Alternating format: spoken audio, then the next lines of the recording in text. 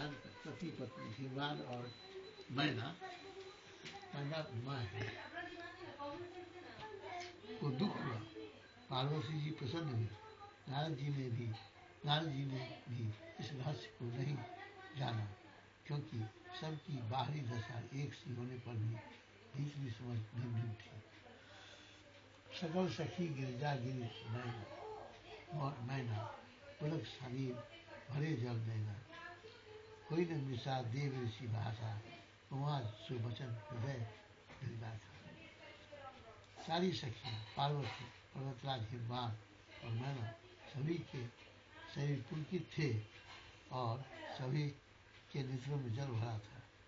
देवर्षि के वचन असत्य नहीं हो सकते, यह विचार कर पार्वती जी ने उन वचनों को हृदय में धारण कर लिया। उपजे शिव पद कमल स्नेह, मिलन कठिन मन भा संदेह, जान अवसर प्रीति जुड़ाई, सखी उछल बैठी तुम जाई। उन्हें शिव जी के चरण कमलों में स्नेह उत्पन्न हो गया, परंतु मन में यह संदेह हुआ कि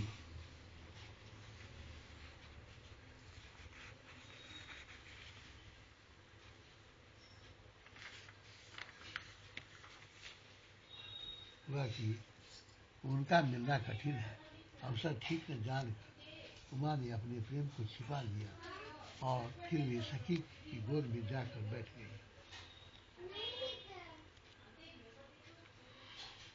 झूठ न होई देव ऋषि वाणी, सोचे ही दंपति सखी सहानी। उर्धरी धीर खाई गिरदारू, कहो नाथ का करियो पार। देवर्षि की वाणी झूठी न होगी, यह विचार के हिमवान, मैना और सारी चतुर सखियां चिंता करने लगी। फिर हृदय में धीरज धार कर पर्वतराज ने कहा, हे नाथ, कहिए अब क्या उपाय किया जाए। कह मुनि से हिमवंत सुन, जो विधि लिखा निराग, देव दनज नर नाग मुनि को न मिट निहार। भगवान ने जो लिख कर लगा तो उसको कोई नहीं मिटा सकता, न देवता न मुनि न फिर ना को। मुनीश्वर ने कहा कि हे हिमवान सुनो, विधाता ने नरक पर जो कुछ लिख दिया है उसको देवता, दानव, मनुष्य, नाग और मुनि कोई भी नहीं मिटा सकता। तदप एक मैं कहूँ उपाय, होई करे जो देव सहाय। जस बरु मैं बरनेहु तुम पाही, मिली उमहि तस संशय नाहि। तो भी एक उपाय मैं बताता हूँ, यदि देव सहायता करें तो वह सिद्ध हो सकता है। उमा को वर दो, वर तो निसंदेह वैसा ही मिलेगा जैसा मैंने तुम्हारे सामने वर्णन किया है। जे जे बर के दोष बखाने, ते सब शिव पही मैं अनुमानी। जो विवाह शंकर सन होई, दोषहु गुण सब मम सब का मान। दोषहु गुण सम कह सब कोई।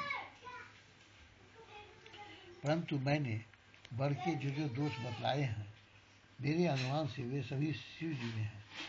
यदि शिव जी के साथ विवाह हो जाए तो दोषों को भी सब लोग गुणों के समान ही कहेंगे। तो था शिव जी छोड़कर दूसरा कौन से विवाह कर सकता है।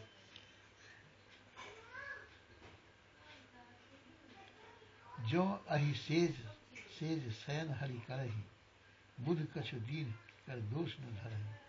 भानु किसानु सर्व रस राग खाही, तिन कह मंद हत को नाही। जैसे विष्णु भगवान शेष नाग की शया पर सोते हैं तो भी पंडित लोग उनको कोई दोष नहीं धराते। सूर्य और अग्निदेव अच्छे बुरे सभी रसों का भक्षण करते हैं, परंतु उनको कोई बुरा नहीं करते।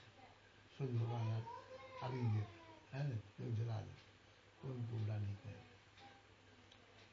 शुभ अरु असुर शरीर सब भाई, सूर्य शरीर को अपनीत न कहाई। समरथ कहूँ नहीं दोष गोसाई, रवि पावक सूर्य शरीर की नाई। गंगा जी में शुभ और असुर सभी जल बहता है, पर कोई उन्हें अपवित्र नहीं करता। सूर्य, अग्नि और गंगा जी की भांति समर्थ को कुछ दोष नहीं लगाता। जो हस ईर्षा करही नर जन विवेक अभिमान परहि कलप भरी नरक समम जीव की ईश समान। यदि मूर्ख मनुष्य ज्ञान के अभिमान से इस प्रकार घोर करते हैं तो वे कल्प भर के लिए नरक में पड़ते हैं। भला कहीं जीव भी ईश्वर के समान सर्वथा स्वतंत्र हो सकता है? सुर सन जल कृत बारुणी जाना कहो न संत करे से पाना। सुर सनि मिले सुपावन जैसे ईश अनीश ही अंतर तैसे। गंगा जल से ही बनाई हुई मदिरा को जानकर संत लोग कभी उसका पान नहीं करते, पर वही गंगा जी में मिल जाने पर जैसे पवित्र हो जाती है। ईश्वर और जीव भी वैसा ही भेद है। शंभु सहज समरस भगवान यही विवाह सब विधि कर जाना। दुराराध्य के आय वहाँ महेश्वर आशुतोष उनके परेश्वर। शिव जी सहज ही समर्थ है क्योंकि वे भगवान हैं, इसलिए इस विवाह में सब प्रकार कल्याण है। परंतु महादेव जी की आराधना बड़ी कठिन है, फिर भी क्लेश तप करने से वे बहुत जल्द संतुष्ट हो जाते हैं। जो तप करे कुमारी तुम्हारी भवियु देख सकहि तुबरारी। यदि भी बर अनेक जगत माही यही तो शिव तुम्हारी कन्या तप करे कि त्रिपुरारी महादेव जी होनहार को बिता सकते हैं। यद्यपि संसार में बर अनेक है, पर इसके लिए शिव जी को छोड़कर दूसरा नहीं